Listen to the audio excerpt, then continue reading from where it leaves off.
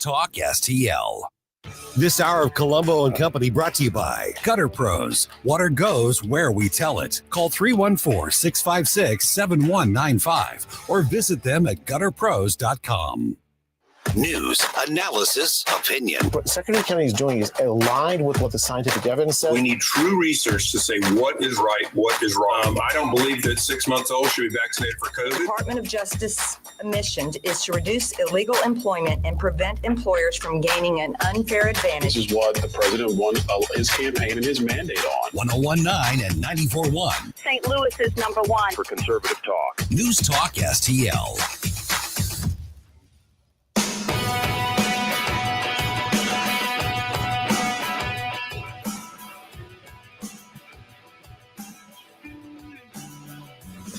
The time to rise has been engaged with better best to rearrange. I'm talking here to me alone. I listen to the finest work song, the finest hour.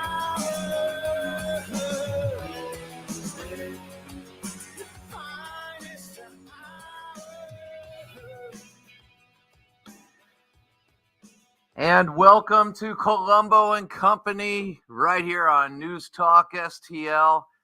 I'm Crane Durham, and I guess I hug myself today because my brother is out, but fear not, he will return. And until then, you're going to get guest hosts. And I got the guest host, which was pretty cool. What's not cool is what we've been experiencing, the grief of the assassination of Charlie Kirk. And we'll get to that in just a moment, the latest updates, as well as how we got here. We're going to talk to Mike McCleary next hour. He's going to bring us the tech perspective on radicalization and education. Also, how we may see some trillionaires, billionaires, and trillionaires. Thank you, Bernie. Yes. Coming out of AI. We may even discuss a little of the American dream there. Dusty Rhodes? No. The American dream. America's promise. And are the kids all right?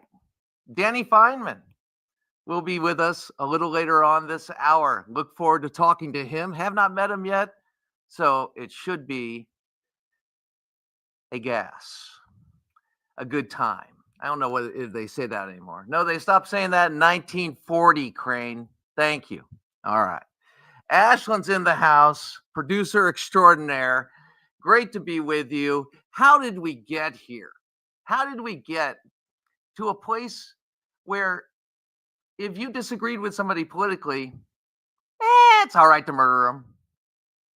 If you disagree with or have a problem with an industry, you know those CEOs, we get to kill them. It's all right to kill them, shoot them. They'll even celebrate that. Those people who believe that. In New York, they actually did celebrate when they found out that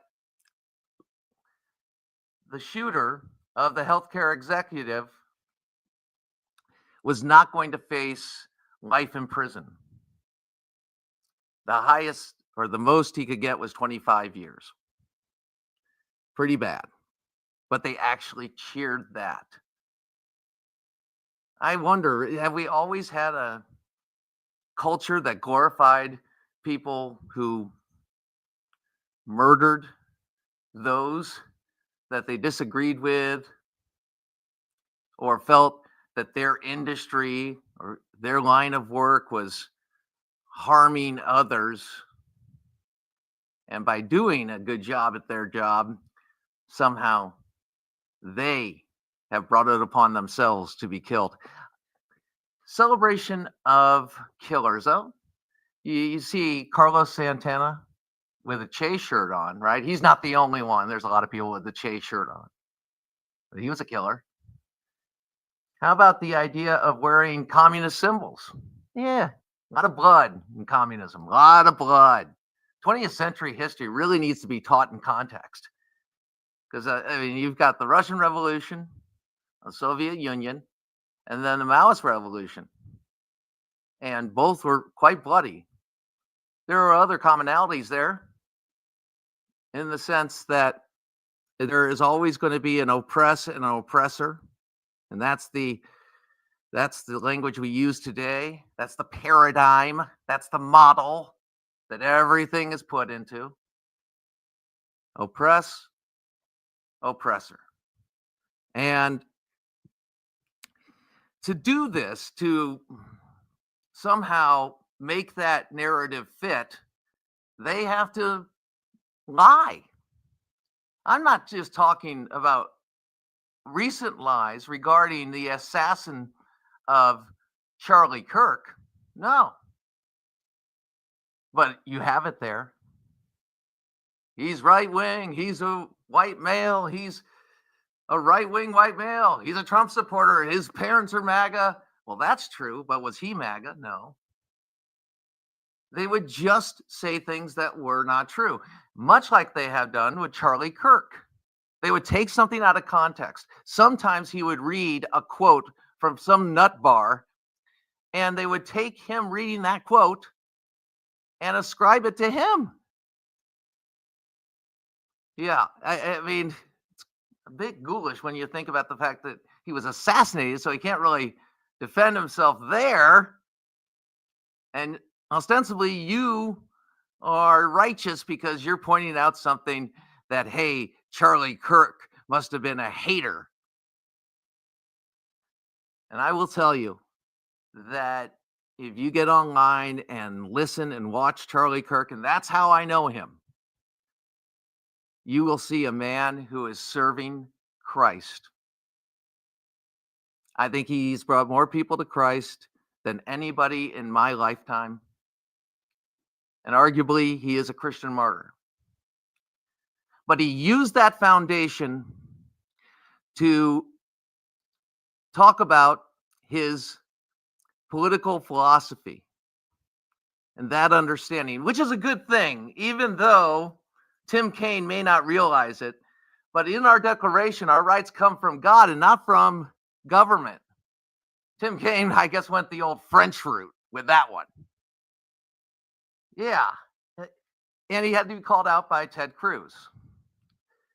But these are just not recent things that have manifested. They've been brewing for a long time.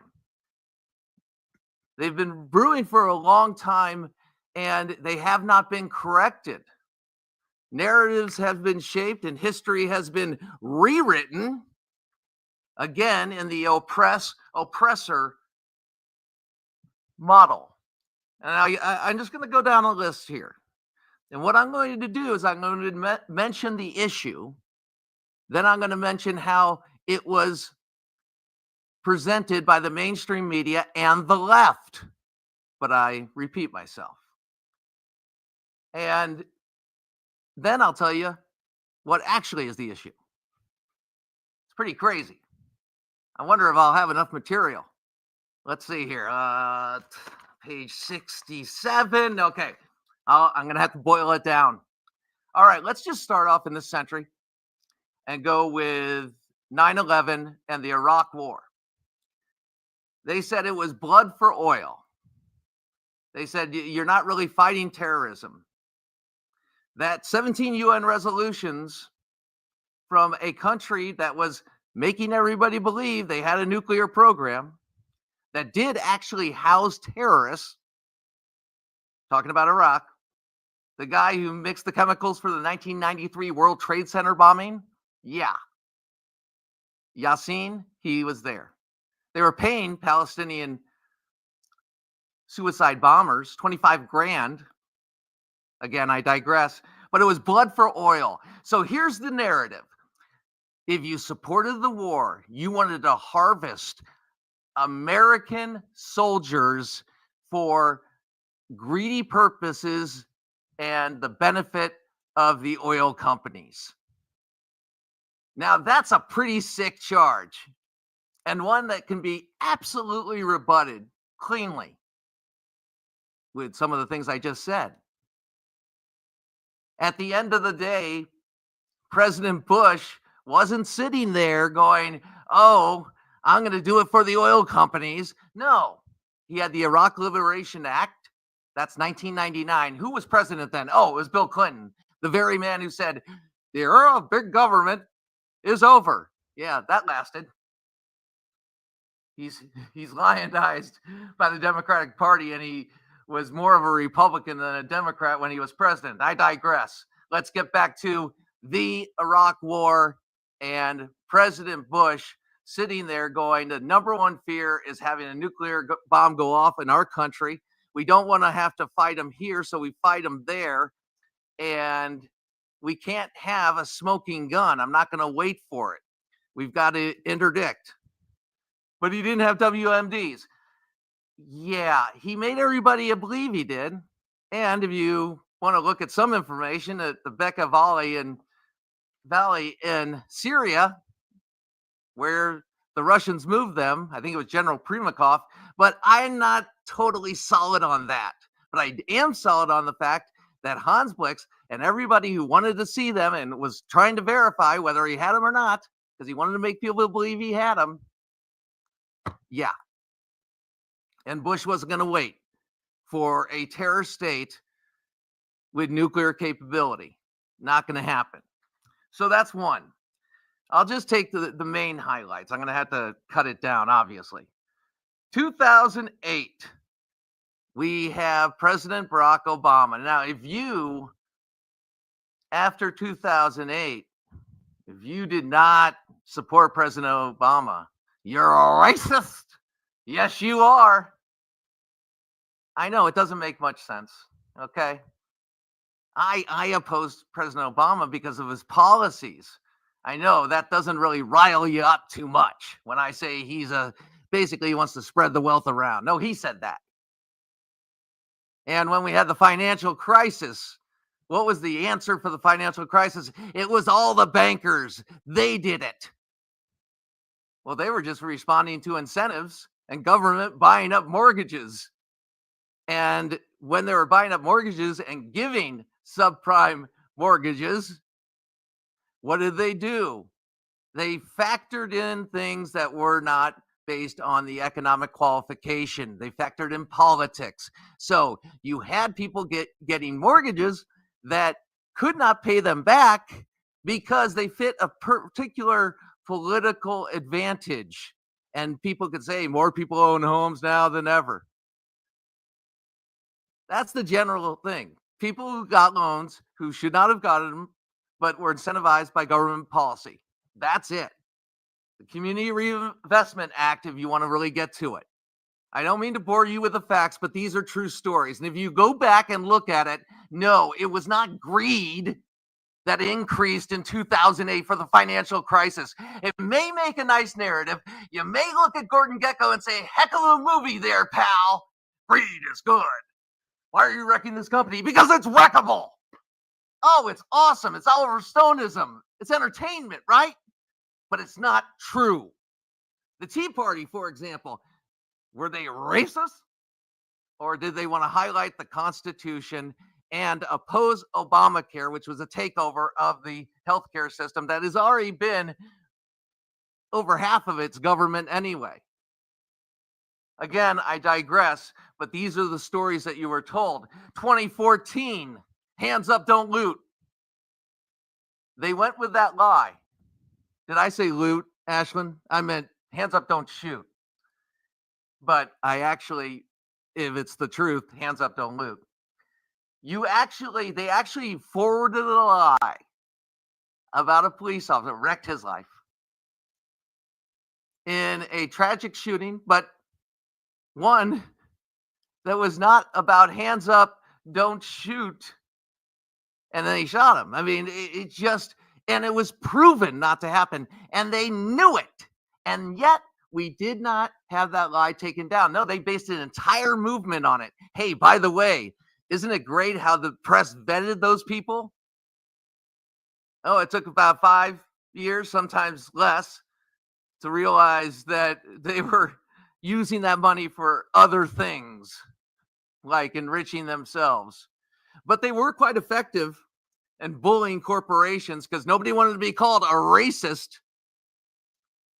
And in a digital age, people were guilty till proven innocent. So BLM's a big part of this. Other groups that at that time, well, we can go back to Occupy Wall Street. These are radical groups, BLM, Occupy Wall Street, and a lot more.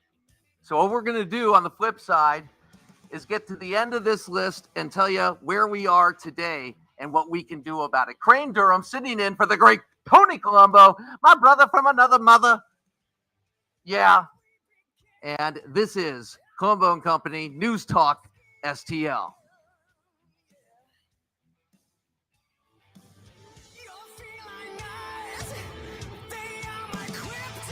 Like and subscribe to us on Rumble. News Talk STL.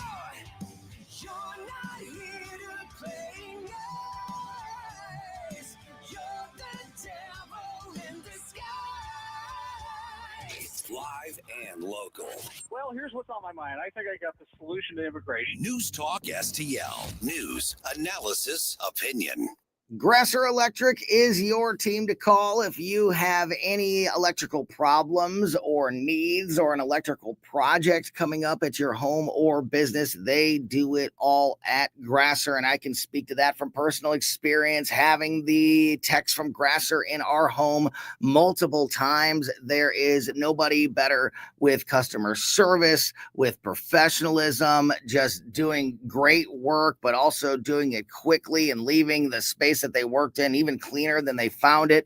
The team at Grasser Electric checks all of those boxes. They also offer free quotes for new projects. So if you have an electrical problem or just need a quote for new work, contact Grasser Electric now. They specialize in all electrical needs, ranging from those large-scale commercial projects down to simple home service needs like replacing a bad light switch. Contact them now at grasserelectric.com. Hey, it's Vic Porcelli here with our great friend Chris Cooper from Serenity Wealth Management. Hi, Chris. How are you, Vic? I don't want to put anybody else down, but that when you go up and visit you at Serenity Wealth, your place looks like home. So a lot of financial advisory offices, they have, the big mahogany desk or the big marble entryways and things like that. The stock market channel on the TV when you walk in the door, right? That doesn't really drive a good conversation. Good financial guidance and advice starts with a good conversation. People are nervous. People are afraid to talk about finances, right? And so you can see a little standoffish. Well, my objective is to try to have a good, casual conversation. By having those conversations about life, goals, objectives, it's what makes me understand what our financials are supposed to fund. So if somebody does want to have a good conversation, how do they do that? How do they find you? Our website is the best way to do that because you can get all the information you need, understand where we are, get a little bit more information, all that. SerenityWealthNow.com. Reach out to Chris and Stacy today at SerenityWealthNow.com.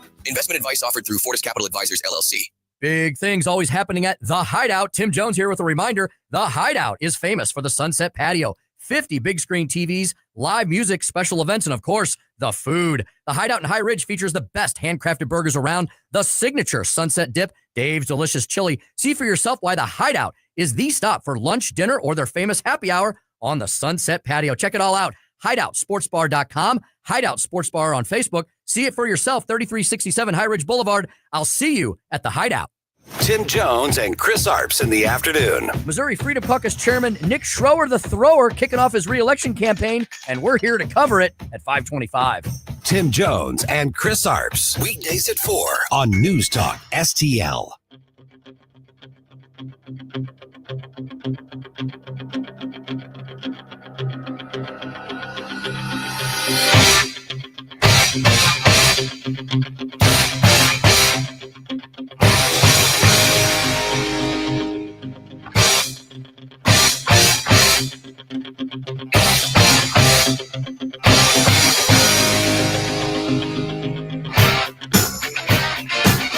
Crane Durham sitting in for Tony Colombo, News Talk STL. Fear not, Tony will be back soon.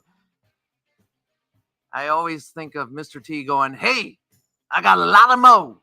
That's right. Thank you, Mr. T. So we've been talking about, and I've hit this pretty hard, how we got here. Let me just, we talked about the Iraq War, dehumanizing people that supported the Iraq War. We talked about the financial crisis, dehumanizing people that were villainized, the bankers, but we didn't really go to the Community Reinvestment Act and government. We talked about President Obama and those that opposed him, and you were called racist, okay? And then you go to BLM. Once again, if you oppose it or tell the truth, somehow you are denying that the police have ever made a mistake or acted inappropriately. Also, there was a lot of information in War on Cops, Heather McDonald, that debunked this thing. So the deal is this. You have that. Now couple that with what's taken place with Donald Trump, fascist, before that, Russian agent, dehumanizing, saying they're a threat to the republic.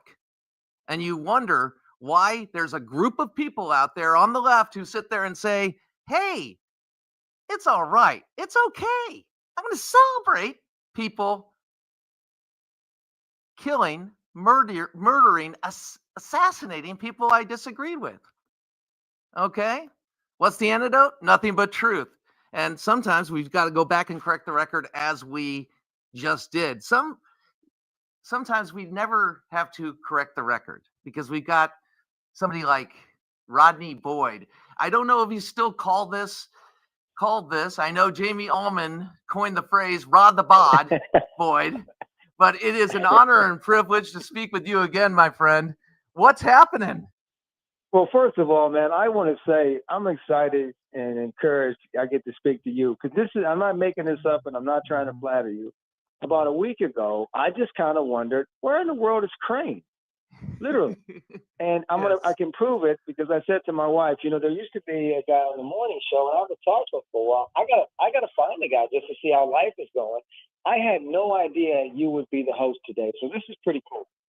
So that means a great deal to me. You being a political insider, but always measured, never overboard, never hysterical, which tells me you could never be a talk show host. But no, I love it.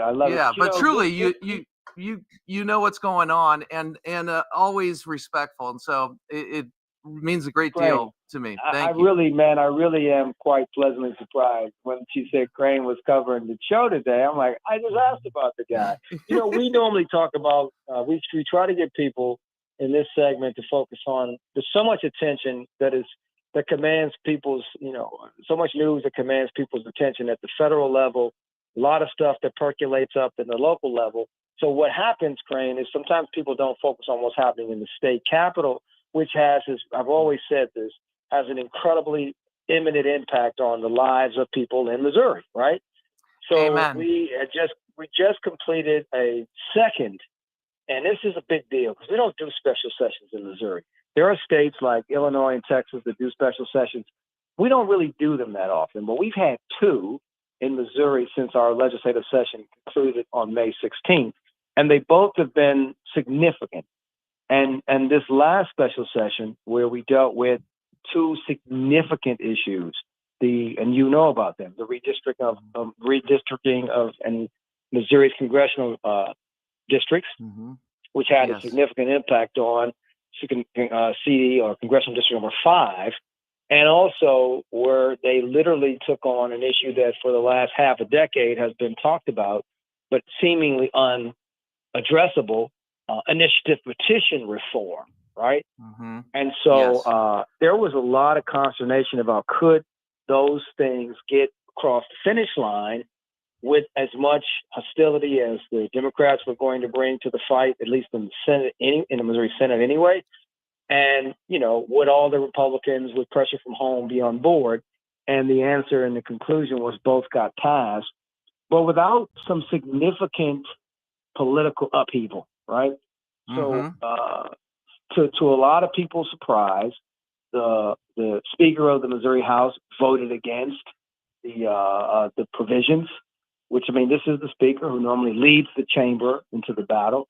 And then in the Senate, very powerful chairman who is a gentleman named Lincoln Huff from Springfield, who chairs the Appropriations Committee. He also voted against the provisions. And immediately after the special session, something that I have never seen in my 25 years in Jeff City in the Senate, the Senate President, Cynthia Laughlin, walked straight into the Appropriations Chair's office and said, this was the straw that kind of in some ways broke the camel's back. If you can't be with us if you couldn't be with us on these critical issues, then, you're not going to be the chairman of Appropriations anymore. And so he lost his chairmanship. Now, that might sound like fodder for your listeners and maybe kind of boring, but these are very important events because the Appropriations Chairman is the person that has, in the Senate, responsibility for leading on the allocation of the $30+ billion budget. And it's a pretty powerful position. Yeah. So anyway, a lot going on in Jeff City, but for those who may not be aware, two of the most important legislative events that affect everyone in Missouri to a certain degree. Obviously, the redistricting affects more in the western half, but it affects the whole. And literally raising the standard for how we amend our Constitution. And we've had, Crane, you've heard all these conversations about it's too easy to amend the Missouri Constitution. Oh, it should be easy. Oh, it's out-of-state folk funding it. Well, now the legislature has basically come up with a proposal to set a standard for changing the Constitution pretty significant, right? So a lot of stuff has happened in Jefferson City, my friend, in addition to all of the important issues happening federally and locally. When the two leaders opposed what was coming out of their party and the rank and file, how did they justify that opposition? So I think the main points that were made by both was these votes are, in their opinion, in the best interest of their respective constituents. And they really kind of settled their narratives on those, on that ideology. In fact, in a statement released by the Appropriations Chair, I think that was almost a direct quote. Although this was a priority of my leadership, my governor, it was not in the best interest of my constituents. And so, therefore, I dissent and I vote against. The consequences for the Senate leader, Senate Appropriations Chair, were obviously much more severe and dire. For the Speaker, I mean, he's the Speaker, you know what I mean? So I don't know that he's going to be removed because he's the guy that normally would do the removing, right? And so we'll have to see how that plays out with the rank and file when they come back next session. But I mean, those were very, very interesting votes to see. Didn't have any effect on the outcome of the underlying issue because they passed with enough votes where those two votes wouldn't have changed the outcome. But it was interesting to see that play out. And then, the other thing that's very interesting as we're talking, we heard a lot, and I know you were paying close attention to the idea of sending the National Guard troops. The president was talking about Chicago. Yes. And then there was sort of a recalibration to focus on Memphis. And then another sort of amendment to the conversation that brought St. Louis City up. And that's an interesting proposition because last session, if you happen to be sort of observing last session, Crane, we had a significant change in who actually governs the St. Louis City Police Department. So last session, the governor made his top priority what they would call a state takeover so that the St. Louis Police Department would no longer be controlled in terms of governance and by the by the mayor's office. It's now, and we're in this process where the department reports to a state appointed board, ultimately giving the state and the governor control.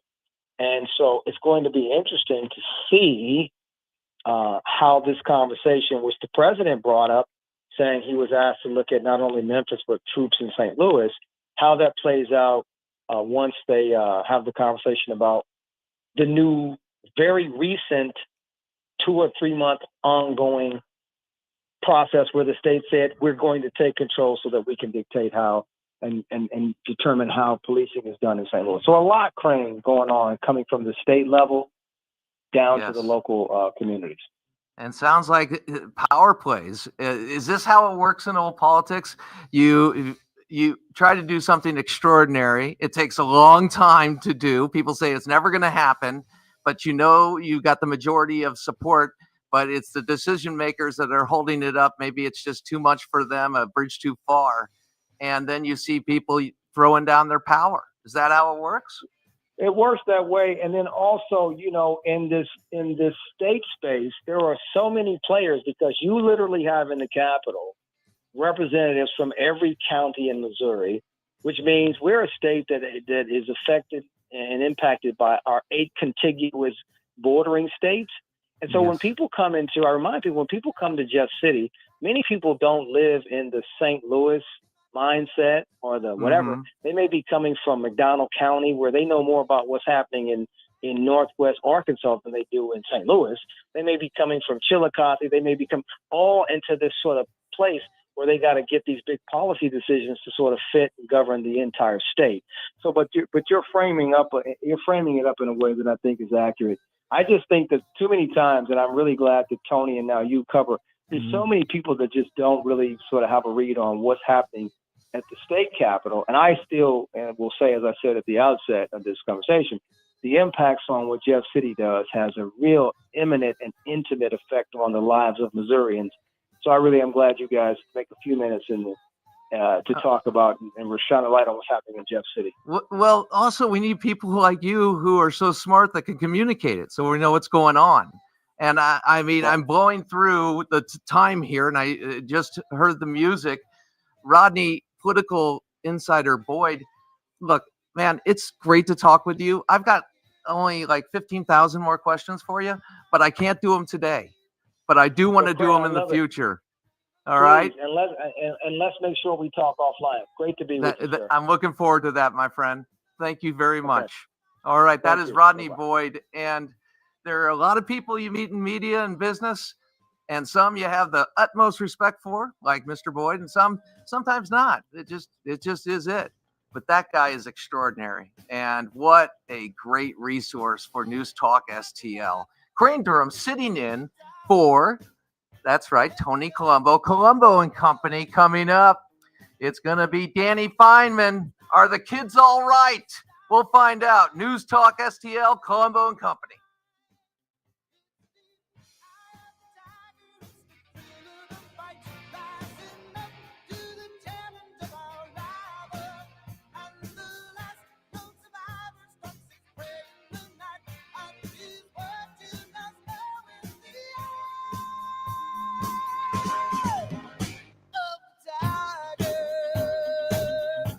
So many ways to listen to News Talk STL. Or join the conversation. All you have to do is say, Hey Alexa, play News Talk STL. Welcome to News Talk STL, conservative talk radio for St. Louis. Dr. Matt Boscia and the team at New Creation Dental Care have been taking care of the Colombo family dental needs for years, and I cannot recommend Dr. Boscia enough if you are looking for a new dentist for you and your family. You know, I always call it a one-stop shop for all your family's dental needs, and that is so true because not only, of course, do they take care of all the basics for you, but you can get the advanced procedures done right there in the office as well, like the all-on-4 full arch implant procedure. This is a game changer for people that have been dealing with damaged or missing teeth or poor fitting dentures for a long time, because this is full mouth restoration that can give you back your smile in as little as 1 day. And you can get it done right there in the office with the doctor and the team that you already know and trust. Check out some amazing smile makeovers, learn more about the all-on-4 procedure, and see everything else that Dr. Boscia can do for you and your family now by going to newcreationdentalcare.com. This is Tony Colombo, and my favorite Capriati sandwich is the cheesesteak made with American Wagyu beef from Snake River Farms, and you have to include a side of their amazing fries. I love Capriati's, and you will too. Open 9 to 9 daily on Manchester at McKnight in Rock Hill. Now, the Free Market Minute, brought to you by the Hammond Institute for Free Enterprise at Lindenwood University. Hi, it's Mike Ferguson from The Morning Show, and I'm here with Dr. Grant Black. And Grant, capitalism, that is increasingly under attack. But why is a free market system so important? The simple answer Society is much better off because of free markets. Free markets allow individuals and business owners to freely choose what to consume, how to save, where to live and do business, what to produce, and how to protect our valuable resources, and so much more. And this can all happen without requiring heavy government interference. In a nutshell, free markets empower people to live their lives the way they choose. And this makes all our lives better. The John W. Hammond Institute for Free Enterprise at Lindenwood University fosters and examines market-oriented approaches to economic and social issues. To learn more, visit hammondinstitute.org. This hour of Colombo and Company brought to you by Gutter Pros. Water goes where we tell it. Call 314-656-7195 or visit them at gutterpros.com.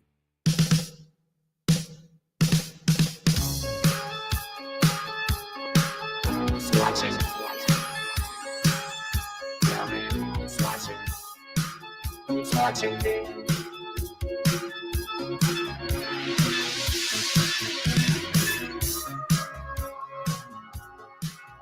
Welcome back to Colombo and Company. Crane Durham is guest hosting today. Fear not. Tony will be back very soon. This is a privilege, and I want to introduce, you know her because she is the producer of this program, and her name is Ashlyn. And Ashlyn, could you please introduce our next guest? Yes, sir. So our next guest is a News Talk contributor, and his name is Danny Define. Danny Define. Hello. Hi, everybody. Hey, Danny. It's Crane. It's good to meet you. Appreciate you coming on. And I want to jump right in, if that's all right. Yes, please. Okay. Right now, you got people like me who are Gen Xers, who are very concerned over the youth that has been a generation indoctrinated with contextually dishonest history, no understanding or appreciation for the Cold War and the evils of communism and socialism. And then we have an extraordinary man who is assassinated, and this man was doing what he could, and not only what he could, an extraordinary job of reaching the kids on campus and winning their hearts and minds with a message based in Christ. So I'm wondering where we are with the generation and how effective was Charlie Kirk's movement, and it's still going even greater now. So how effective has it been, and will be, Danny? Yeah, well, Crane, that is a wonderful way to kick off this segment here, and you hit the nail on the head. Charlie Kirk, the reason that people wanted to silence his voice was because he stood for American values. He stood for traditional family values. And most importantly, and this is going to be Charlie's legacy, it's not going to be his debates on foreign policy. It's not going to be his debates on inflation. It's not even going to be his debates on illegal immigration. His legacy is going to be his stance on Christianity and how he went to these college campuses and he spoke about the good book and he spoke about God and Jesus Christ and opening your hearts up and leading with love and patience and understanding. And that was Charlie's whole thing, more than any of those other points, more than any of those political talking points. It was his faith and his devotion to enlightening the youth, especially about Jesus Christ and about becoming more spiritual and getting back into the church. And I know we've had so much negative news the last week, and it's been very bleak. I've been very shook up about this because how did it hit you there? If you don't mind me interjecting, but when you heard about it, how did it hit you? Because go ahead. It hit me extremely. It was extremely tough. You know, I was actually on the airwaves with Tony Colombo last week while this was all happening, while we were getting these updates and while the shot heard around the world actually took place. Then we got right on air, and I was with Tony for about 2 hours last Wednesday following this story as the updates came in. And I was visibly on air, and I'm sure you could go back and hear it in my voice, and Tony was the same way, but I was choked up about this because I'm a year older than Charlie Kirk. I started following Charlie back in 2015 when I was in college, and he was a major influence for me. And I've been doing that ever since with News Talk STL and contributing on other stations here in the area. I've been very vocal, not to Charlie's level, but this is something that he inspired in me to get out there and to be active and to fight for what is right and to fight for what I believe in. And a lot of those values that Charlie had, I hold those close to my heart as well. So I have seen a lot of things in my young life on this planet, but the Charlie Kirk assassination last week and the way that it was so graphic and it was up close on 4K cell phone footage, it really bothered me. And now we're a week out here from the assassination, and the feeling of sadness has overtaken me, and I speak for millions of other people. It's overtaken me with feelings of anger. You see these evil people on the, I'm not even going to say liberal, it's far left extremism. It's demonic, really, at the end of the day. Yeah. You see these people celebrating his death and dancing and making TikTok videos, and it enrages me. And the thing is, with Charlie Kirk's assassination, he was a very reasonable, moderate guy. His whole thing was to bring people in and have a discussion. And let's not solve things through violence. Let's solve them through professional debate, through civic debate. And I think with his killing, his assassination, it pushed a lot of people that were not political or that were moderate a little bit further to the right, or a lot further to the right. There's several people that I'm close with in my personal life that have been very shaken up by this the last week, and they don't even follow politics, but they saw Charlie Kirk on Instagram, on TikTok. They saw his relationship with his wife and his two beautiful children, and his relationship with God and Jesus Christ. And they just can't understand that there is truly this kind of evil out in the world that would kill somebody like that in such a public display. So it was extremely, it hurt me on a very, very deep level, just like it did for millions of people. And you're not just seeing it in the United States, but you were seeing over the weekend rallies in Europe, rallies in Asia, rallies in Canada, all across the world, people coming out and showing their support for Charlie and his legacy. And his wife, Erica, she is picking up the pieces now. And I applaud her bravery and her tenacity, because she is not going to let this movement die. It's going to come back and be bigger and stronger than ever as we are in the aftermath here of Charlie Kirk's assassination. And hearing you describe what took place and the impact it had on you, and tracing it back to even being an inspiration, because when somebody gets into this business, and I applaud you, it takes tremendous amount of courage, because you're putting yourself in the line of fire. And I don't mean that as a pun. I'm saying people are going after you. They go after you if you're a conservative host, especially if you're a younger, relatively conservative host. And so what you're doing today and carrying that on is awesome. The idea that gets me with Charlie Kirk is I heard him defend what you spoke to in the very beginning. What was his foundation? Christ. And everybody is made in the image of God. And I think he did more for the pro-life cause than most leaders have in a long time, because he never let go of the fact that we were talking about another human being, and he engaged the opposition, and they couldn't get away from it. It's a baby, it's a baby, it's a baby. And once you know that, then you're killing a baby if you're aborting it. And for those post abortive moms who are seeking healing, this is not this cast of judgment. This is just something that is true and has been misrepresented, lied about by the mainstream media so much. But he used that. And the reason I say it opened the doors to everything else was the recognition that you're made in the image of God, our declaration that our rights come from God and not from government, and that once you have a life, you can't just walk away from it. And in that, he brought it up and he wouldn't let it go. And I never heard anybody really counteract that. They just couldn't get away from it. But he did it in a really respectful way. It was awesome. It was awesome, and his legacy will live on for generations. And Crane, I can tell you this, and this is from personal experience as well, but there's been plenty of data and studies over the last couple of years that younger people, millennials and Gen Z, are going back to church. They are getting back into Christianity. They are getting back into religion. And that's something as a young millennial that I started doing about a year and a half ago. I was born and raised Catholic.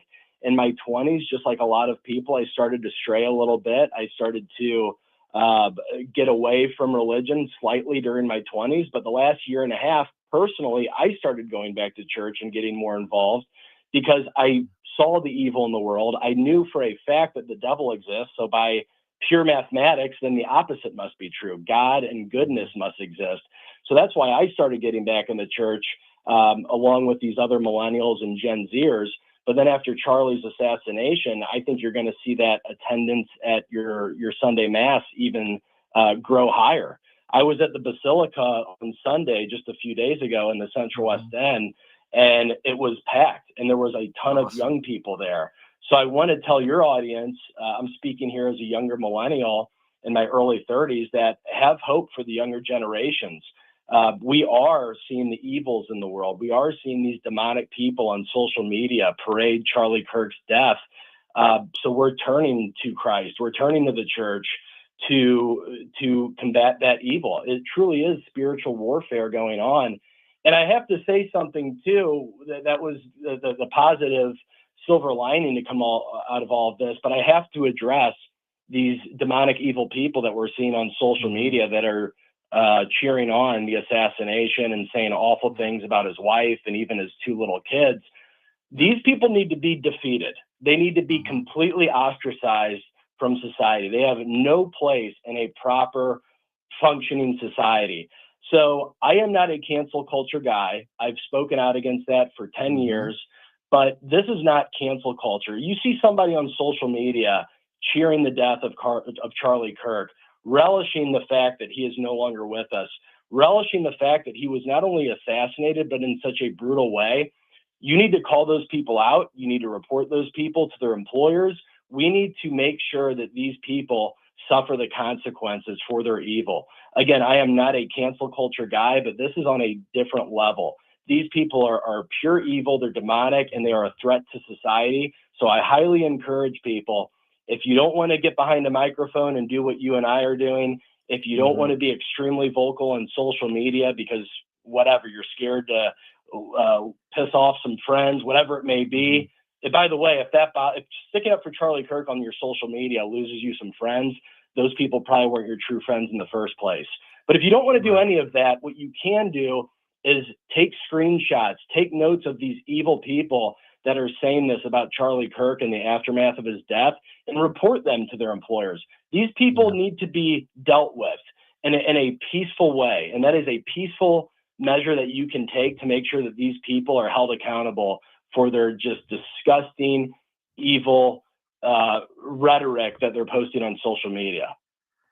Danny, that is an excellent point, because when they talk about cancel culture, absolutely oppose cancel culture and have for a decade plus. But bottom line, as you just mentioned, these people are nuts.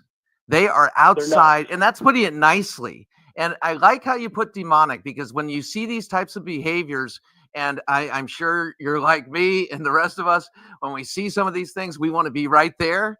And we hope we go to the better angels when we do, because they attack, they're bullies and everything else. But these people, they say, well, what difference does it make if they're in a particular industry that doesn't affect you?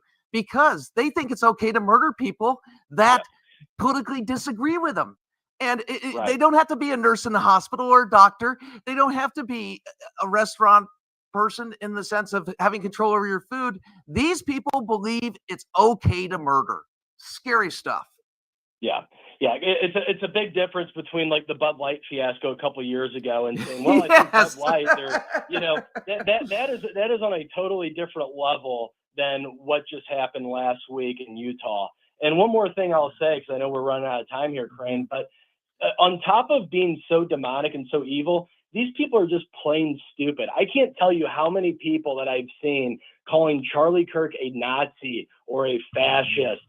These people couldn't even tell you the dates of World War II. They couldn't even tell you who the Allied or Axis powers were in World War II. Hell, they couldn't even find Germany on a map. I've been to Germany. I've been to Poland. I've been to Auschwitz. I've been to Dachau. I've been to these concentration camps. I've been over there on ground zero where these events happened during World War II. These people that are throwing out these terms, fascist, Nazi, you have no idea what you're talking about. And that's why they need people like you to educate them, Danny. It's awesome, and I agree. And they need people like you stepping up and educating them. Hey, man, it's really good to meet you. I hope to talk to you again soon. And thank you very much for taking the time, Danny Devine. All right, we'll return. Colombo Company, News Talk STL. This week, we'll reminisce about playing catch with Robert Redford every day for about 2 weeks on the set of The Natural. Plus, Lou Graham talks Foreigner songs he hates. Desperate housewife Terry Hatcher talks about her boobs. We'll take you back to 1989 when the Stones played Busch Stadium, and we play great songs from the 90s, 80s, and 70s, all brought to you by the Weber Automotive Group. It's JC's Wayback Machine. Every Saturday night, 6 to 9. On News Talk STL. Hey, DIY warriors, ready to transform your outdoor space? Start with Lee May Concrete Block, St. Louis's trusted family-owned manufacturer since 1947. Whether you're building a retaining wall, creating a backyard fireplace, or pouring concrete, Lee May's got you covered. From compact blocks to large cast concrete, they provide materials and professional guidance to bring your vision to life. Military and first responders get special discounts. Visit Lee May Block Showroom or LeeMayBlock.com. Lee May Block, building your dream one block at a time. Would you like to win a full season of mosquito and tick protection? Tim Jones here, the new Mosquito Nix team in St. Louis, celebrating their launch with a bite-free backyard sweepstakes. One lucky family will get their entire yard protected. 10 others will get a free fogging treatment just for entering. Call 636-698-1980 now to enter. 636-698-1980. Keep your yard safe and your summer itch-free. Service area restrictions do apply. Mosquito Nix offers permanent, automatic mosquito and tick protection. It's not just fogging, it's real coverage you don't have to think about. They've already helped over 40,000 families nationwide take back their yards with their automatic mosquito control system. Visit mosquitonix.com to learn more. That's mosquitonix.com, 636-698-1980 to enter the backyard sweepstakes. Keep your yard safe, your summer bite free, 636-698-1980. KLGY HD3 Clayton, K270BW Bellefonte, KNBS Bowling Green. This is News Talk STL at 1019, 94.1, and always streaming at newstalkstl.com. Breaking news this hour from Town Hall. I'm John Scott.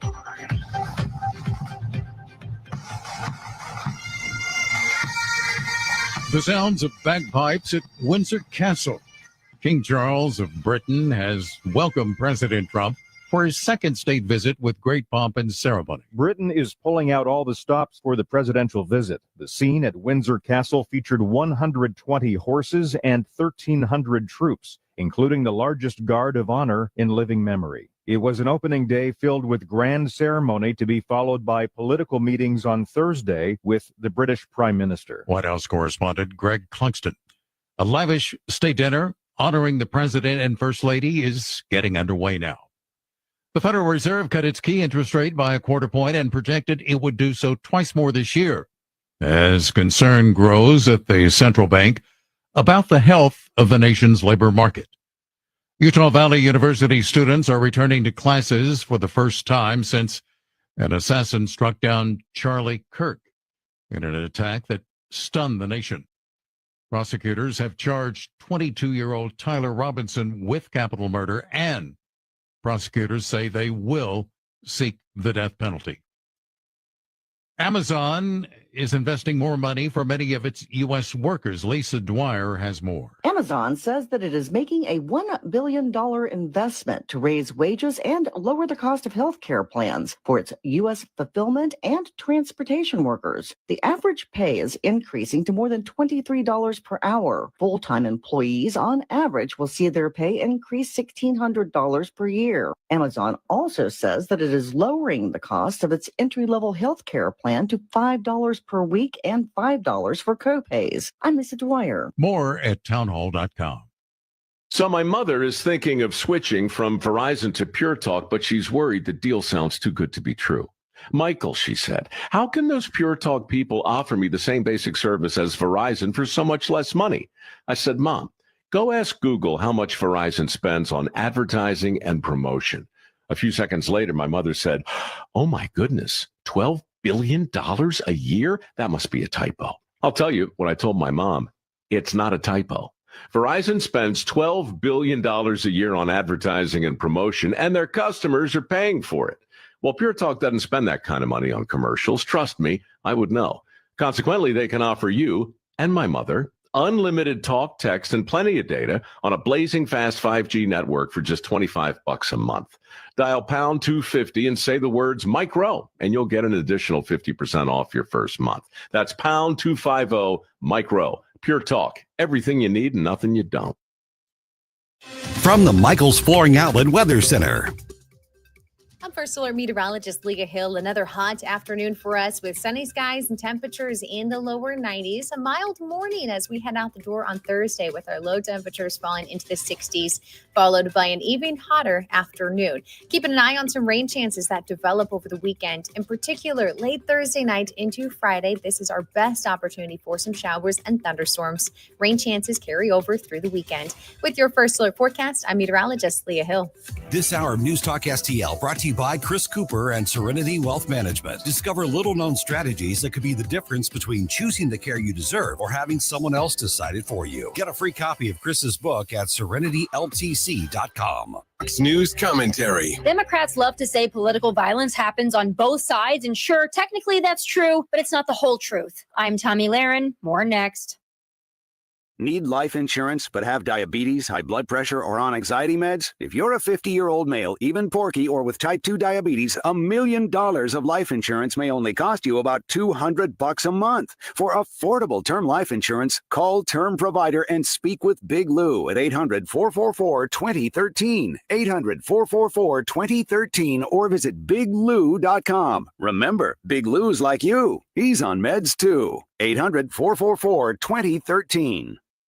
Last time a prominent leftist speaker was met with riots on a college campus? You can't, because it doesn't happen. For conservatives, that's the norm. I've spoken at campuses for over a decade, and with rare exceptions, every single event has been met with hostility and sometimes outright violence. I've had students throw things, try to vomit on me, you name it. Conservatives don't behave this way. Prove me wrong. As Charlie Kirk said, prove me wrong. So why is the left like this? Well, it's a mix. Activist teachers, self-loathing, insecurity, and a culture that treats perceived victimhood like a superpower. They believe being offended gives them license to attack. And until we fix that, it won't change. That's exactly what Charlie Kirk tried to do. That's why he built TPUSA, and they killed him for it. Yeah, the right has flaws, but the left is in moral collapse. I'm Tommy Lahren, and you can watch my show, Tommy Lahren is Fearless, at Outkick.com. If you have a phone, you have a radio. Yes, I listen on my phone. Download the all-new News Talk STL app. Love the all-new News Talk STL app. It is awesome. And listen anytime. Love the News Talk STL app. Anywhere.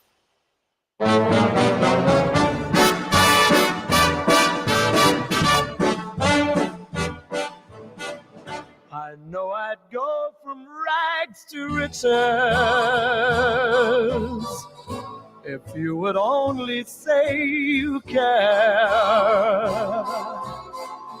And though my pocket may be empty, Welcome back to Colombo Company right here on News Talk STL.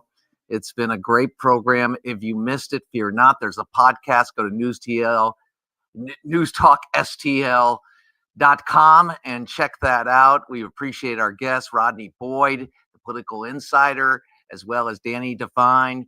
You hear him each and every week. And it was great to meet Danny, and some very, very interesting and heartfelt comments from Danny. Well done. And as we continue through this wonderful Wednesday, where we are still mourning the loss of Charlie Kirk, and I don't know how long that takes to go from sad to, I don't know the stages of it. I will tell you, I feel all sorts of emotions when I'm looking at and hearing the story and the backstory about the assassination. But also, maybe, just maybe, I believe God uses everything for his good. And I think in death, Charlie Kirk and his movement will grow exponentially, and already is. And that's something good, because I think as conservatives, we can say all we want to do is debate. We don't believe 2 + 2 equals 5, and we don't hate the people that do. We want to talk to them and see why they believe it, so we can correct them, and they'll see the light. That's what it's about, changing the hearts and minds. Of course, there is that part of society that is okay with murdering people that disagree with you. And that's outside the bounds of a civil society. You just can't have it. And I really haven't. I've seen a lot of the people who've lost their jobs who come out and they go, "Oh yeah, I lost my job," and they're so angry about it. I've seen people behave in just aberrant ways, and I haven't seen anybody apologize and say, "Hey, I was so off," because there's certainly grace for people that make stupid comments. If there wasn't, then I wouldn't be on air. The fact is, we don't see that, because so ingrained there is a righteousness that they believe they have. It's delusional. It's arguably in the realm of psychotic, but that's what they do and have. So perhaps not reaching them, right? Some people you're just not going to reach. It's just not going to happen. Not going to be reformed. Sorry. Always hold up for miracles.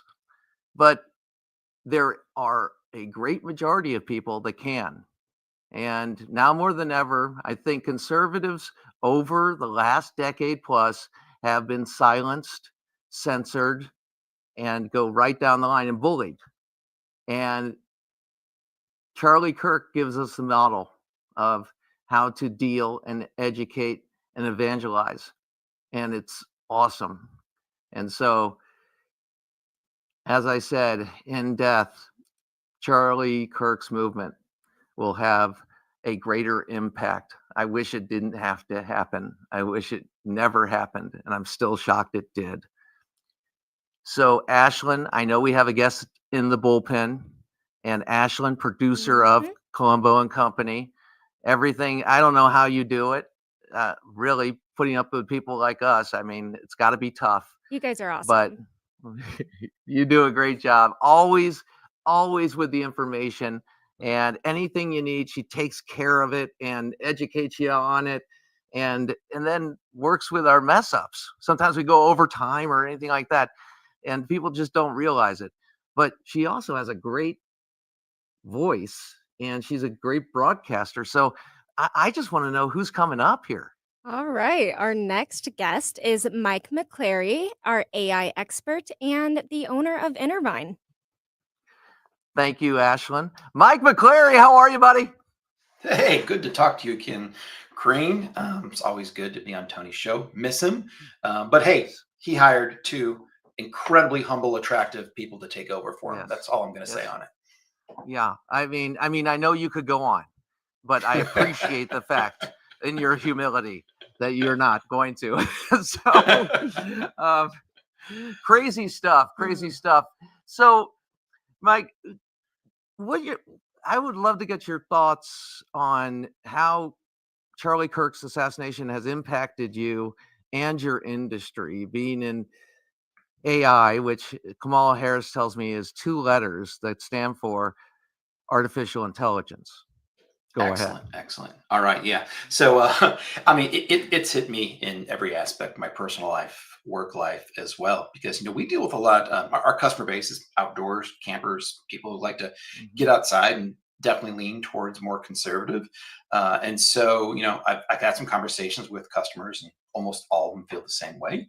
And one kind of, didn't quite feel the same way that I did, and that's okay. It's okay that we had a conversation, which is what Charlie was trying to do, was the whole point of it, and we're able to come to like a middle ground on at least agreeing that there are ground rules in this world, and I think that's the one thing we have to settle before anything else. We have to agree on ground rules, and I guess that's what what our Constitution was supposed to give us. Like, one of the ground rules is you have to be able to talk about things without risk of violence and threats of being killed. If we can't agree to that one simple ground rule, it's going to be a very difficult path forward. And there's other ground rules as well. Just like when you get married, you have ground rules, right?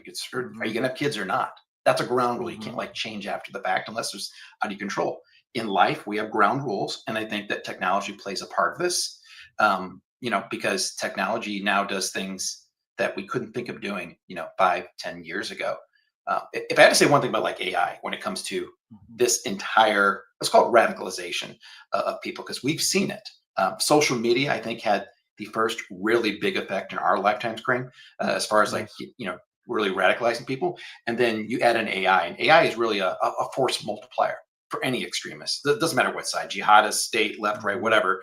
It gives you the ability to multiply things exponentially. And, it lowers the cost to manufacture persuasive content, spin up fake personas, hold one-on-one grooming chats. I didn't know what that term was until a year ago, but it can have 1,000 one-on-one grooming chats at scale to convince people. And all it takes is one or two interactions with an AI bot, and that can radically sway anyone. There's studies showing that one or two interactions with an AI bot with a very subtle, persuasive argument can sway someone who's maybe just marginally on the fence politically, which is really scary for me to hear. And is that because the bot, and pardon my ignorance, but what exactly is a bot? Yeah. No, this didn't exist, a couple years ago. There's no ignorance involved here. A bot is simply an AI generated program. It's a program that uses AI instead of normal logic. Logic, we all think back to high school, college, whatever. It's all ifs, ands, theirs. Like, if this happens, do this. If this, do something else. AI works differently. It works like our brains. It has neurons firing in order to make decisions, just like our brains do. We don't have these binary switches like it's right or wrong or on or off.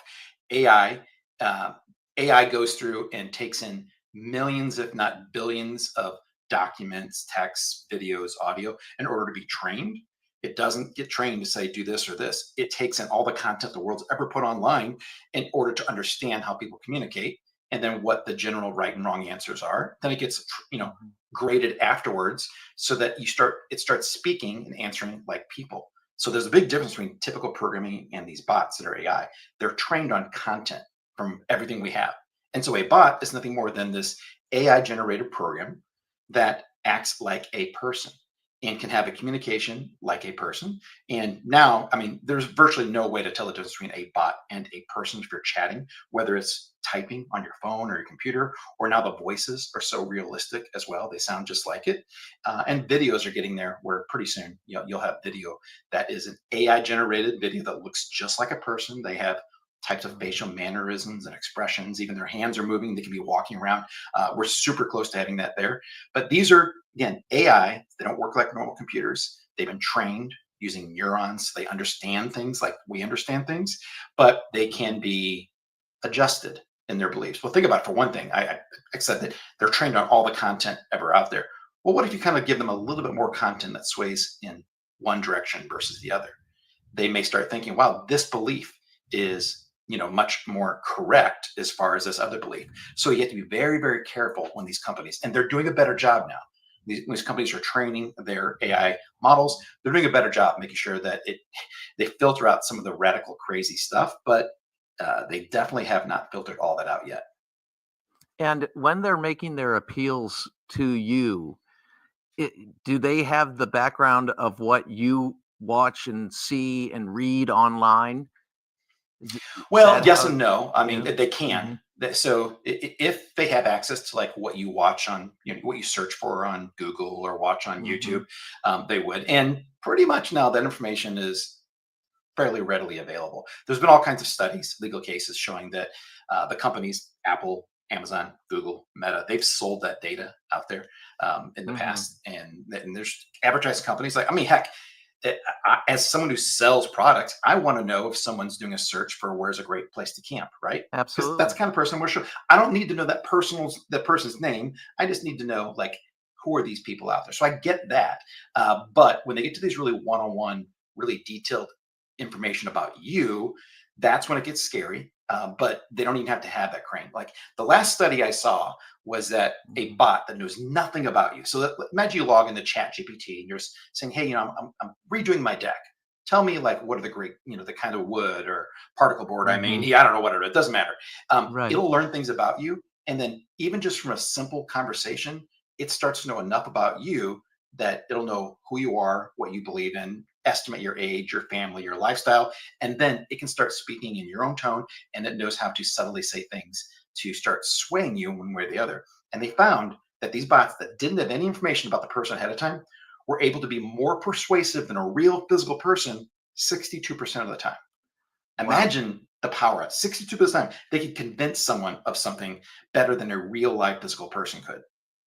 So you could have individuals or organizations that have very good intentions, and I think of the evangelical side of it, bringing Christ to people, and then you could also have people that are nefarious, looking for or doing something that is harmful to society. And if I'm looking at that, uh, and I'm looking to influence people, I'm going I'm going to use AI to do it. Mike, am I wrong? No, I mean they've already had. It's been happening now for 4, 5, 6 years. I believe ISIS used it immediately after some attacks to create these fake news anchors to show to people, like to tell their own version of stories. There was something I believe like there was a Russian bombing at one point where they bombed a marketplace, and then they immediately started going through and creating all these different news stories on different news sites to tell a different story. So they can quickly spin up this content. For one, it didn't even involve any of these bots chatting with people at that point. It was just creating up massive amounts of content that news stories from fake news sites that people can't tell. You create one, you have no idea. Yeah. And then they also started creating all these comment swarms and bot swarms. Think about if you're on Facebook or Twitter or whatever it is you go to get news and chat. If you see a thread or a post getting hundreds of comments that are very similar, and you're going to start immediately thinking like, wow, all these people believe a certain way. And any kind of extremist radical can take advantage of this, spin up these farms of these massive amounts of bots, and try to persuade and sway people that everyone else is feeling the same way that you do right now, and really get people to kind of push them over the edge. It's been documented, it's been happening. I think that OpenAI said just in 1 year, they kind of shut down 5 different huge terrorist related, we'll call these swarms, where different groups across the globe were creating these swarms of social media AI bots to create some type of message. And luckily, they shut it down right away. And they're getting better again at really notifying that, because the only tool we have against AI, it's kind of like the only tool we have against nuclear weapons, is to have the threat of nuclear weapons. Only tool you use AI is having better AI that we actually create and own. And the message is better because you're telling the truth. But it sounds like to me, I've run into a few people who are younger than me, which is not really hard to do year after year, Mike. How does that work? But the fact is, they are aggressively uninformed, and they think they know. I'll ask them about Israel, and they'll say, well, Israel kills children. And I said, are you referring to the distorted videos? Are you referring to, general responsibility in urban warfare? Because there's so much that it says, hey, they do it better than anybody else in the sense of protecting civilians. Hamas would obviously be responsible. But no, they say they target children, they do this. And maybe they're actually seeing it through some corrupt bot. That could be it. That's frightening. It is. It's really scary because so many people nowadays don't even try to get the truth. Because, and here, and I'm going to give them not a full pass, but I'll justify at least why your situation you see is what I'm seeing as well. People think they're getting the truth. They have their bubbles. Everyone has their bubble, whether you think you do or not. You have this social bubble, this news bubble where you get your news. And because of the way the world and technology has been, that bubble's been curated for you. Because media wants one thing and one thing only. They want attention. They want to keep you consuming. And the only way to do that is to feed you news and stories that interest you, that you want to see more of. And then unfortunately, unless you know this, and even if you do, like you and I are in this business, we know that, we look for it. I can still be swayed. Absolutely, I can. Yeah. And to imagine someone who doesn't really realize this, they're in a bubble. They see a story about people talking about, well, this horrible atrocity took place because this one country targeted kids. They're not going to go and do research and question it. They're just going to trust that because they probably heard from a dozen other people the same thing. And that is really a scary, scary world. Yeah, you could apply it to the fact that these people that are acting like Nazis are calling other people Nazis, and it really is like you're sitting there in the bizarro world, and up is down and down is up, and hello, goodbye. It's something along those lines. And when it comes to actually our policies on a foreign policy, but people living and dying based on particular decisions that we're making. I mean, Vladimir Putin, I could see him sitting there going, like you mentioned with the grocery store, and he's been bombing civilians. He's a freaking war criminal, right? And some would say, oh, no, he's the protector of Christianity. Well, what the heck is going on? But you're saying there is a propaganda campaign, just like with any other war, any other conflict, and for that matter, any other selling process, putting forward an idea, a good or service that you have to really, you got to ask yourself some questions and be open to the fact that this narrative may agree with yours, but it may actually not be true. And that's a big one, isn't it? It is. I don't have the solution. I don't think you don't think any of us do. How do you get people to question what they already believe to know to be true? Because the initial human behavior is just be defensive. You can't have something shatter your beliefs, your constructs that have kind of built who you are. Maybe you've got from your parents, friends, such like that. It's a really difficult thing to undo.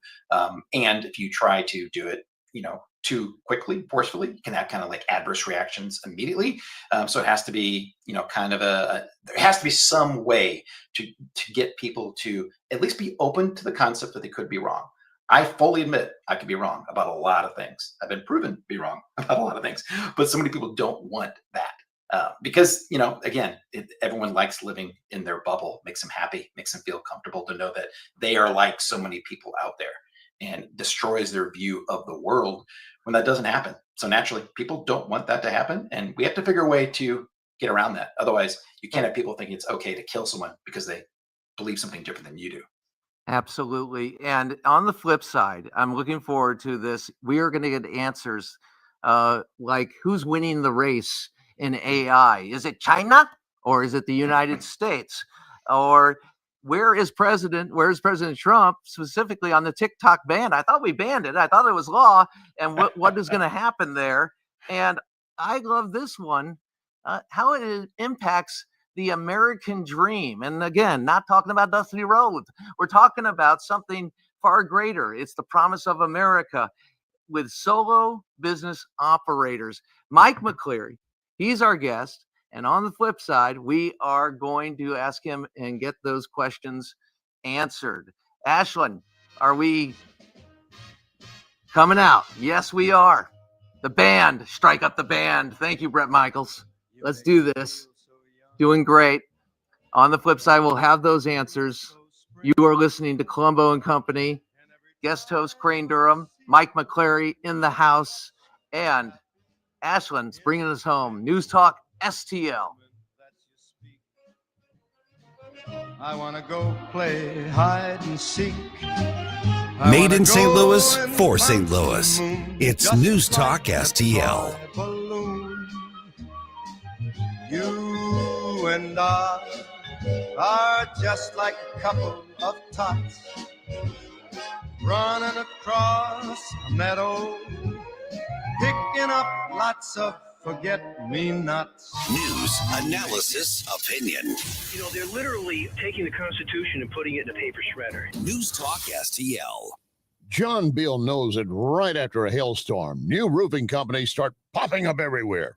But the Small Business Administration reports 96% of them go out of business within the first 5 years. So how good is that warranty? John Beal started in the roofing business, helping his granddad and his dad. Always offering the best roof, best price, best guarantee. John Beal Roofing, not some fly-by-the-night operation. Call my friend John, 1-800-NEW-ROOF, 1-800-NEW-ROOF. This is Larry Connor's commentary on News Talk STL. By all accounts, the only way Zohran Mamdani will lose the race to be New York City mayor is, well, there's no way he will lose. The latest polls show him with a 22-point lead in a four-way race. The closest, former New York Governor Cuomo. Democrats will decide the race, and 59% of them support Mamdani, only 23% Cuomo. And Mamdani even leads among independents. The only group where he does not lead is, no surprise here, Republicans. He gets only 5%, 56% for Curtis Sliwa. But again, there's no chance Sliwa will win. There is something that happened the other day that raised some questions about Mamdani, or does it? New York Governor Hochul finally stepped forward and endorsed him. That made Mamdani happy.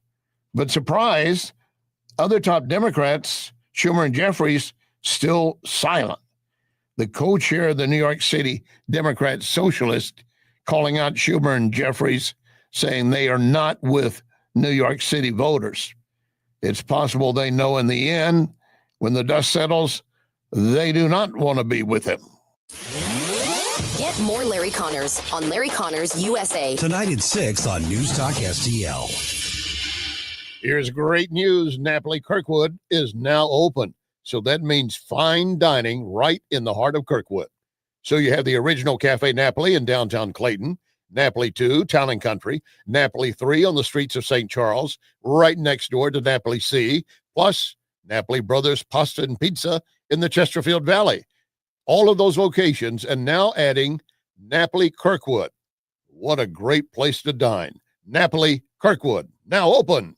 Hey, folks, it's Jamie Allman here for the Walner home selling team of Berkshire Hathaway. I love this team so much, and Rodney and Jen love the team so much, I became a member. So now I'm an agent with the Walner home selling team of Berkshire Hathaway, and I can tell you, as a matter of fact, that we're going to get you into a home really super easily and with the lowest cost you're ever going to find, and make sure we find you that dream home. We're also going to list your home and get the top dollar for your home. I'm telling you, Rodney and Jen love this business. You can tell it is infectious, and I'm so happy to be a real estate agent there with them. 314-810-SOLD, 314-810-SOLD. Whether you are buying your home or selling your home, I'm telling you what, the costs are going to be absolutely totally minimal, but the professionalism and getting the job done for you is going to be 100%. The Walner home selling team of Berkshire Hathaway, 314-810-SOLD, 314-810-SOLD. You've worked hard for your money, so protect it. Meet my friend Bob Leslie and ask about the Gain and Retain plan. Leslie Consulting, 40 years in the St. Louis area as a leader in brokerage and risk management. Call 314-721-0066, 721-0066. Oh, and ask Bob how he was the LA Dodger #1 pick. LeslieConsulting.com.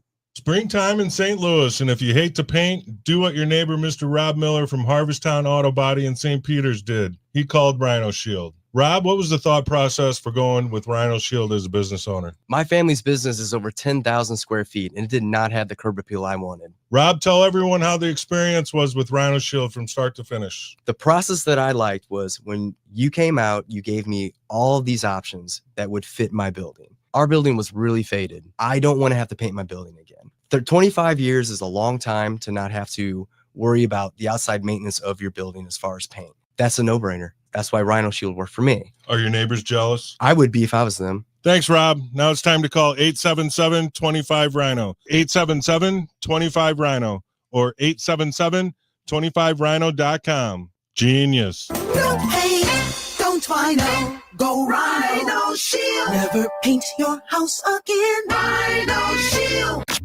On the next Larry Connors USA. Is Attorney General Pam Bondi going too far when she talks about going after hate speech? Larry Connors USA. Now, weeknights 6 until 8 on News Talk STL. 1, 2, 3, 4.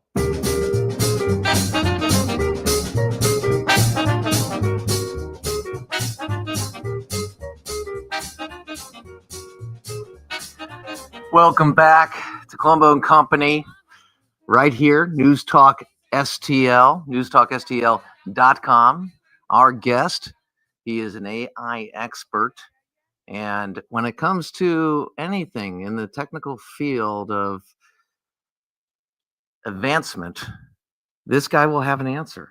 And the great thing about that is the answer will be true. And I really like that. Speaking of true, you can check out the Facebook page for Nothing But Truth. That's Crane Durham's Nothing But Truth. Fear not. Tony will be back soon. And until then, you're stuck with us. That's right. Mike McClary, Crane Durham, discussing the latest in AI news. And I want to start right here and now, because in the AI race, I always think of, I think of the Terminator, but I also think of what's happening, our enemies. And I know North Korea, they're a mess as a state and evil, but they are looking for nuclear technology. They're always looking for it. That's why they go with the missiles with Iran and they trade off technology.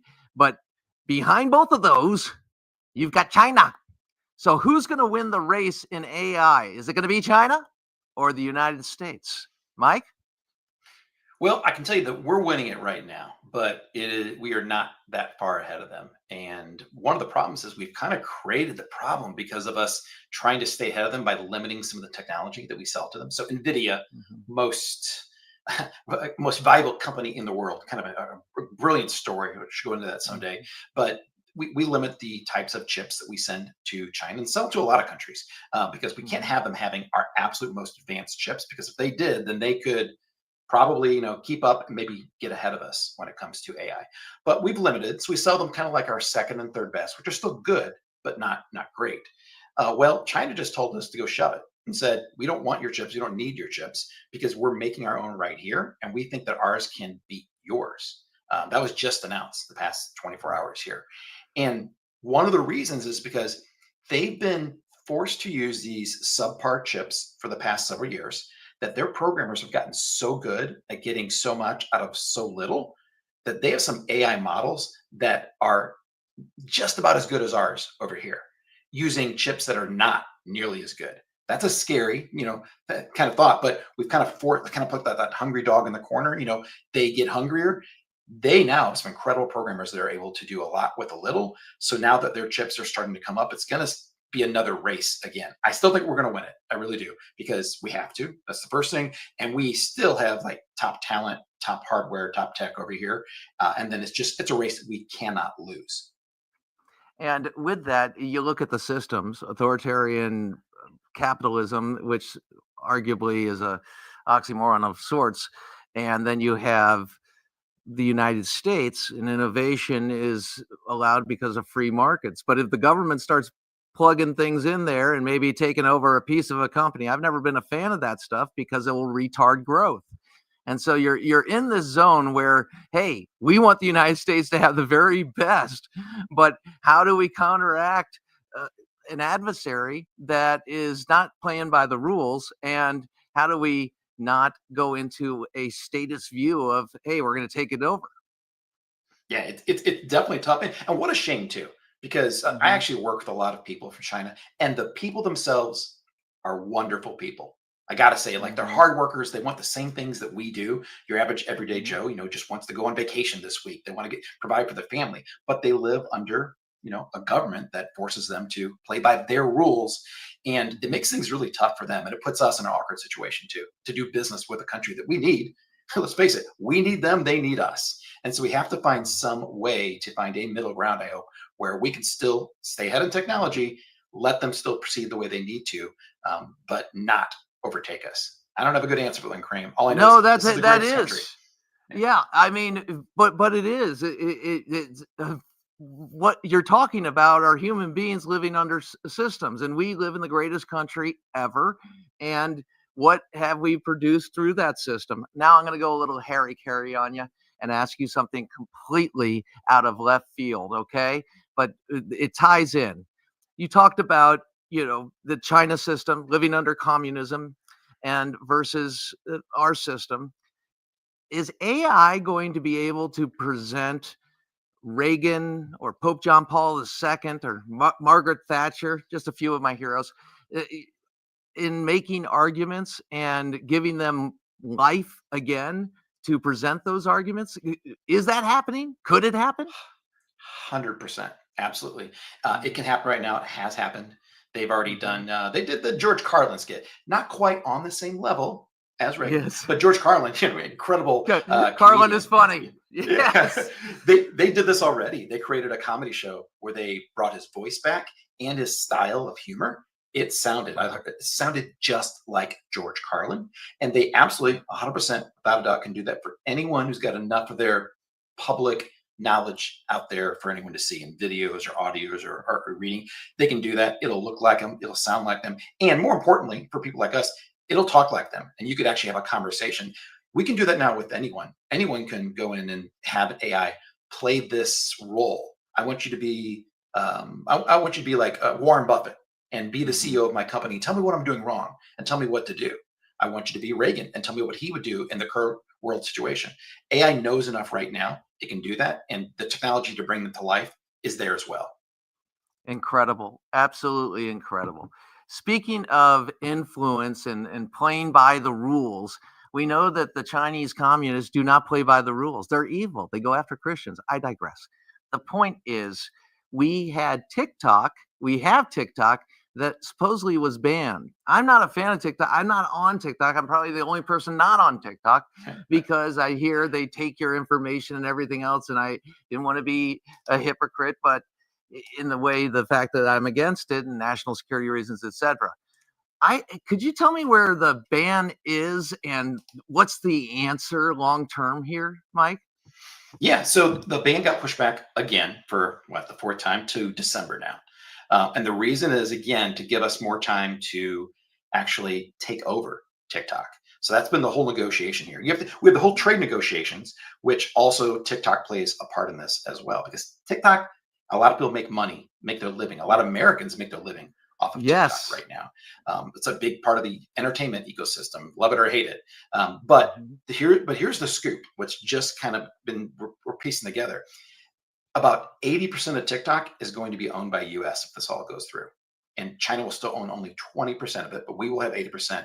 All of the data will be stored here in the United States on Oracle servers in the United States. Oracle's going to be one of those people owning it, or one of the companies owning it. Also, Mark Andreessen, guy who created, I believe, Mosaic, one of the early browsers out there, incredibly smart guy. So if this goes through, we'll actually take over 80% of TikTok, which will kind of alleviate the big concerns of sharing data, sensitive data, because we'll own that data here. And that's where they're giving them the extra couple months here to work out that deal. All right, under 2 minutes, but I got to ask you the rise of solo business operators and what it's going to mean for people who are pursuing the American dream. It's crazy. So one person right now can do what companies could do in the past with entire teams. You can really, Sam Altman said it. He said, we're going to see a company that's only one person valued at $1 billion very soon. And they're going to create a great product, not some kind of junk out there. Mark Cuban said the same thing. He said, we'll see a trillionaire. And it's going to be probably some dude in his basement, because AI can play all the roles of a company that you can't do. Your CFO, your programmers, your customer service, your marketing team. If you just have an idea, and so I think here's the thing. I think people who have domain knowledge, if you're good at something, you have an idea about something, but you couldn't create a business because you don't have all the other details, AI can fill in all those gaps. It's already there doing it. It's only going to get better. We're going to see a lot of people create these solo powerhouse businesses because AI is powering everything in a company that you don't know how to do or don't want to do. It's the golden age of innovation, and don't fear it. We're not going backwards, going forwards, and trust and go to our better angels. Mike McCleary, thank you. Awesome to be with you. Take care. Thanks, Frank. Thanks, Ashland. Thank you. All right. Ashland, thank you. Thank you all for listening. Crane Durham, you can find me on Facebook or nothingbuttruth.com. And I will see you soon. Live with honor in your life, compassion in your heart, and always, always keep the faith. Love and marriage go together like a horse and carriage. This I tell you, brother, you can't Follow Tony Colombo on Twitter at Tony Colombo Talk. Love and marriage, love. Concerned about the condition of your windows driving up your energy bills?